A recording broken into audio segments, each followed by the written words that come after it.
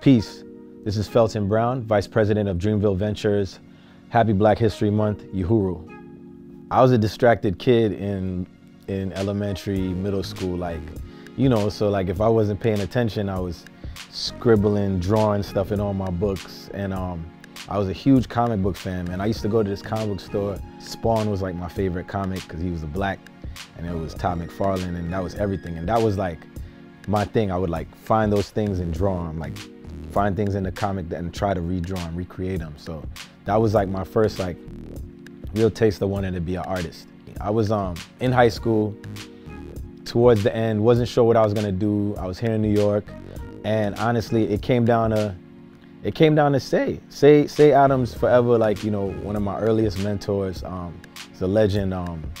Did every album cover you could think of, Ready to Die, a bunch of PE, Beastie Boys, everything. Everything, he did all that stuff at Def Jam. And he basically looked at me when I was close to graduating. He was like, yo, what are you gonna do? And I was just like, I don't know. I was thinking music. And he was like, don't you go to art school? And I was like, yeah, you go to art school on 57th Street, art and design, class of 99. And I was like, yeah, he's like, yo, go to school for that, go for that. And then that what made me start looking for schools, and it was like, I felt like at the time I had to like get out of New York and like try something else, because that's what you're supposed to do for college. And that's kind of what pivoted me. Shout out to Say. X is like my big brother. He is my big brother.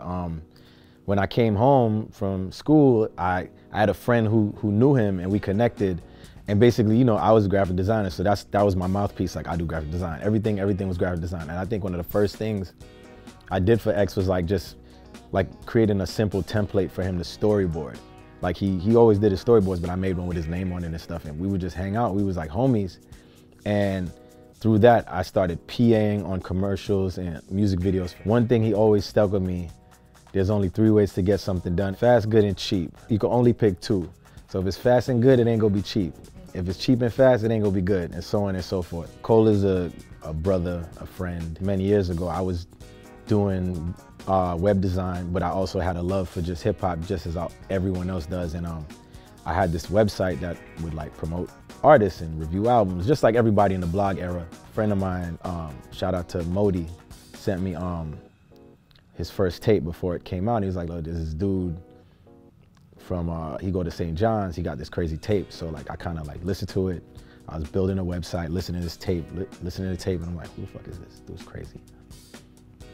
Reached out, and I did a feature thing on my site, and that's how we started the connection way back when. And as I worked through advertising and moving through my career, he was going through his career, paving his way to get signed, and we've had that connection ever since. All our artists are doing different things. They're not a monolith, and they're all bustling in their careers, trying to establish themselves and making real headway. So there's always a different task. So with me, from the design standpoint, whether if I'm designing or not designing, I'm also helping traffic content that goes out to all the social platforms. I'm helping with the vendors. I'm talking to the artists, just making sure they have what they need. A lot of them they're going out on tours, so there's conversations for tour design, stage design. Kind of I'm an in-between conduit for a lot of different things, just making sure in the moving parts section, they have their own things that's going on, and it's kind of it all goes through the brand. So I'm just kind of in the in-between in that section. There's so many different ways that you could get into this industry without being a performer. And you can travel the same way. I have so many friends who travel all around the world helping create this thing called hip hop. And I encourage it. I go speak to schools. I tell kids my story whenever, whoever's down to listen. Especially from the tech side, there's so many different ways to get in nowadays that you don't have to think of it just from the vanity aspect of the creativity that everyone sees. We're gonna realize over time that things could get done much faster because of technology and a collaborative pace. We were working on a shoot the other day, and it was just so seamless that I was here in New York and watching a live edit of a shoot all the way across the country. And nowadays, that is a real possibility.